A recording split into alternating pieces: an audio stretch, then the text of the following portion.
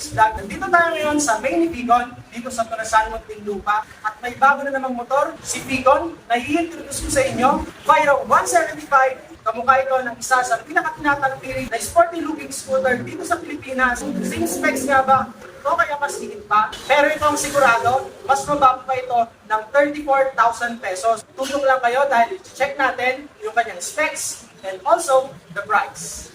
Ito na nga yung bagong motor ni Ficon, si Viro 175. Napakaganda nung kanyang pormahan.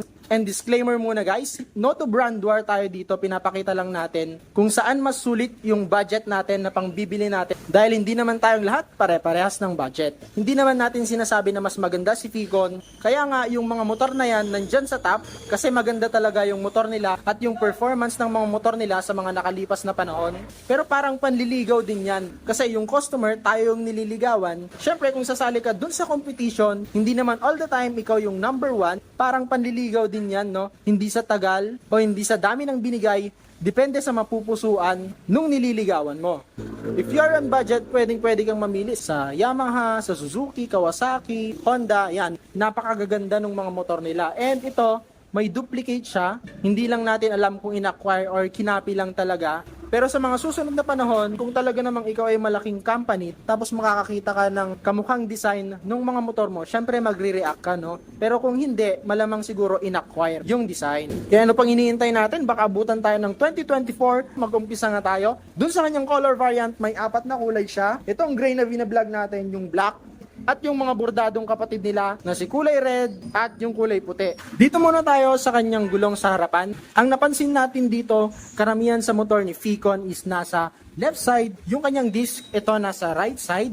Ang size naman nito, 100 by 80 by 14. Well, i-compare naman natin dun sa kamukha niya, mas mataba lang yon, 110 80 by 14. Pero dito naman, kung makikita nyo siya in actual, yung kanyang front fender, maluwang pa dun sa kanyang stock tire. Ibig sabihin, pwede mo pa itong palakihan. Ang brand naman ng kanyang gulong, Yuan Sin. Dito naman tayo sa kanyang braking system, naka 2-pot caliper na to, naka disc brake na rin, at yung kanyang sensor, hindi na cable. At ang isang maganda dito, naka CBS na to, ibig sabihin pag pipreno ka sa likod, may 30% na kumakapit dito sa kanyang harapan, which is very good.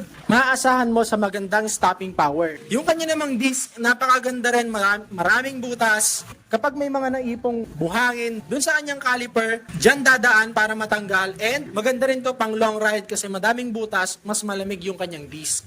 Ang suspension naman nito naka-telescopic and glossy black yung pagkaka-finish. Mapapansin naman natin dito sa kanyang fender, hindi siya kamukha. Meron siyang sariling design dito.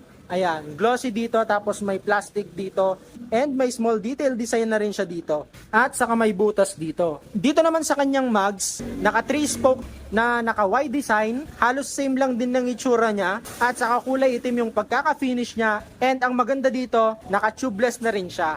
Puntahan naman natin yung kanyang mga ilaw, makikita natin dito. Same lang din nung pagkakalagay. Nandito sa baba, LED na yan, tapos yung kanyang ilaw. At dito naman, meron siyang daytime running light. Ito yung daytime running light niya, ayan.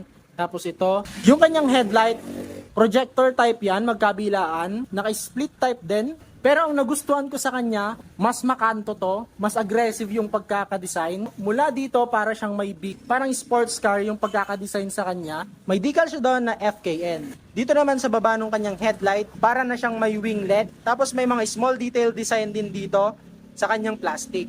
Dito naman, aangat tayo ng konti, makikita natin yung plastic niya dito, may small detail design na rin siya. Glossy yung main plastic ng kanyang body. At kung aangat ka dito, makikita natin, mas mahaba to kesa dun sa kamukha niya, yung kanyang wind visor. Smoke black din. Dito naman tayo sa kanyang left side, makikita natin dito, hindi to passing light, ito yung menu para sa kanyang meter panel. At ang makikita pa natin dito, yung kanyang lever, kulay black na din. At yung mga other buttons natin dito, ito yung kanyang dimmer. At meron din siyang turning lights button. At yung kanyang busina. Makikita naman natin yung rubber niya dito. Saktong-sakto lang din, no? Hindi siya ganun kahaba. Sakto lang sa ating kamay. May tip end siya na plastic. Dito naman tayo sa kanyang meter panel. Fully digital na to. May sensor to. Itatouch mo lang to para mag-set. Dito ka magpe-press ng menu. Tapos dito mo siya isi-set. Nung una akala ko button siya na nandun sa ilalim ng kanyang plastic. Kasi dito, crystal-like yung pagkakadesign ng kanyang meter panel. may plastic siya dito na maganda, and isiset mo, pipindutin mo lang siya na ganyan. Yung basics andito na, orasan, RPM, odometer, speed meter, turning lights, check engine indicator, at saka yung kanyang high and low beam indicator. Doon naman sa mga nag-iisip kung sakto nga ba yung fairings ni Aerox dito, hindi, kasi mas malapad to, mas maluwang. Kung dito naman tayo, halos walang pinagkaiba, no? Kung dito mo siya titignan, sa footrest naman niya, wala siyang cruising. Eto, ganyan lang din siya. Pero okay naman, kasi maluwang yung pwede mong paglagyan ng paa mo. Ayan, oh. Ayan. Dito naman sa kanyang right side, ang makikita nating buttons dito, yung kanyang kill switch, at yung kanyang headlight option, and meron din dito yung kanyang electric starter, wala po siyang kickstart. So ayun nga, nakita natin na wala siyang idling stop system. Sa kanyang side naman, makikita natin na may letter X din siya, nakamukha din.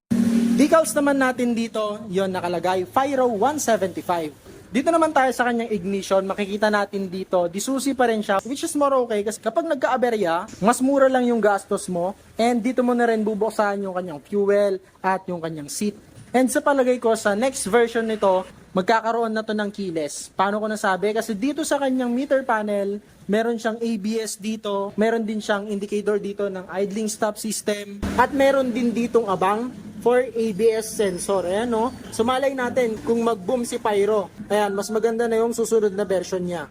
Dito naman tayo sa kanyang fuel capacity. Mas lamang to. Yung kamukha niya 4.6, ito naman 8.2 liters. Ibig sabihin, napakalaki nung kanyang fuel tank. Malayo na yung mararating mo bago ka pa magpa-full tank ulit. And for the fuel consumption, ito ay 175cc and FI. Siguro nasa 30 kilometers per liter din to. Para sa akin naman, okay lang siguro mag-acquire ng design. Wag mo lang siguro siyang papantay dun sa pressure niya. At kung ire-reproduce mo siya, siguro mas sigitan mo pa yung meron sa dati, which is ginawa naman ni Ficon. Okay na okay naman. Dito naman tayo sa kanyang seat. Napakaganda nung kanyang pagkaka-upholstery. Dito sa driver's seat, mababa lang siya, tapos elevated naman dun sa kanyang pillion ride. Dito siguro magkasukat sila, pero sa body fairings, mahirap masabi kasi itong si Fyro, mas aggressive yung pagkaka-design, mas marami yung cuts niya, and yung lalagyanan ng kanyang bolts. Open naman natin yung kanyang compartment. Ayan, maganda rin siya. Kasyang-kasya siguro dito yung isang full face na helmet. Meron din siyang helmet hook dito.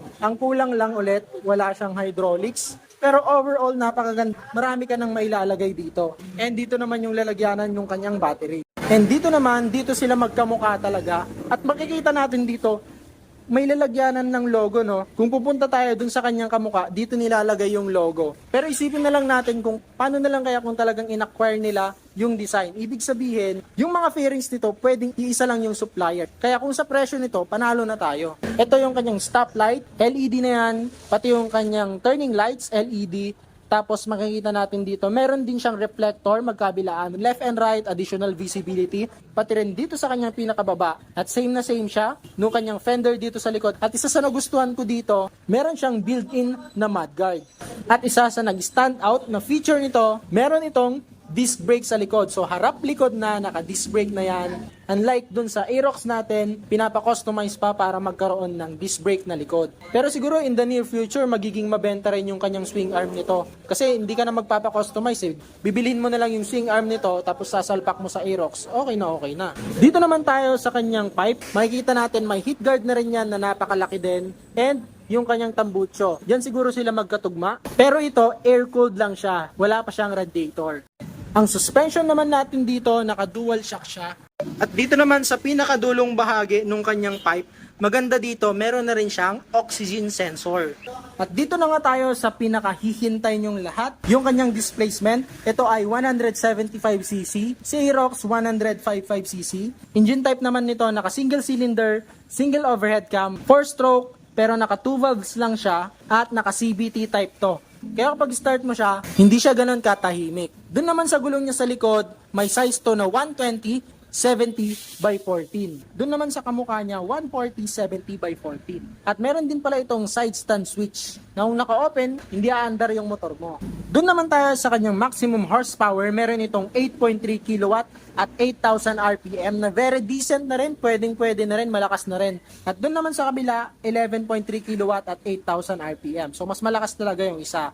At yung kanyang max torque, 11 Nm at 6,000 RPM. Doon sa kabila, 13.9 Nm at 6,500 RPM. So mas malakas talaga yon.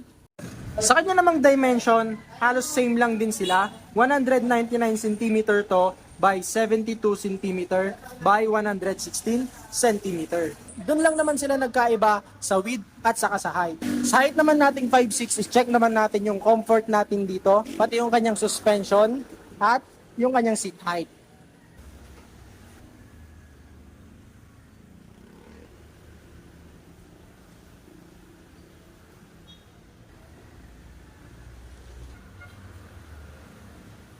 Una nating napansin sa kanya yung kanyang weight. Nung binababa natin yung kanyang stand, 124 kilos lang kasi siya at mas magaan siya. Maganda rin siya pang banking-banking. Bakit siya tignan pero magaan naman siya. Suspension naman niya, nagpi-play naman, harap-likod. Ang maganda sa kanya, napaka-comfortable nung kanyang upuan. Napakaluwang para sa driver, oh. At medyo maluwang din yung kanyang footrest para sa driver. Doon naman sa height natin, abot natin yung sahig. And napaka-sporty pag sinasakyan mo siya, parang pumupogi ka pa lalo eh. SRP naman ito guys, ito yung nagralo sa kanya, 89,800 pesos. Kung si standard version ni Aero, meron siyang 124,000 pesos. May difference na 34,800 pesos. And take note, naka-CBS na to at saka naka-disc brake, harap at likod. Sa installment naman guys, marami kang pagpipilian. Pero ang pinakamababang down payment, 6,800 pesos at pwede mong i-monthly ng 4,900 pesos. Kung gusto nyo makita in actual, itong unit na to, ilalagay ko na lang dito yung kanilang address, pati na rin yung kanilang FB page in case na gusto nyo mag-inquire. Dun sa mga keyboard warriors natin dyan, ano naman ang masasabi nyo muli dito kay FKL Pyro 175, ang inyong nasa isipan, i-comment nyo na dun sa comment section sa baba. At muli, maraming salamat sa pagsama at pagtapos ng video na to para sa mas marami pang video. Na katulad nito, pwede nyo po ako subscribe sa ating YouTube channel, i-click nyo na yung notification bell para lahat ng upload natin, ma-notify kayo. Pa-follow na rin po sa ating FB page at sa ating TikTok account. At hanggang dito na lang guys, thank you for watching. Ride safe!